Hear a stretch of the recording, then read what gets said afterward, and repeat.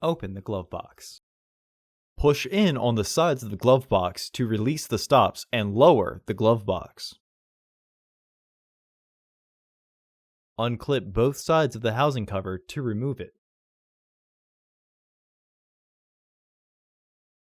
Remove the old filter and clean out the excess debris in the housing. Insert your new filter into the housing, with its airflow indicating arrow pointing down.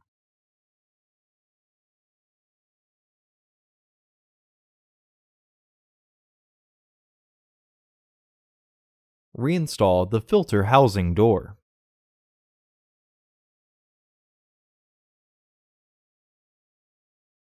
Reinstall the glove box assembly by aligning their tabs with their catch.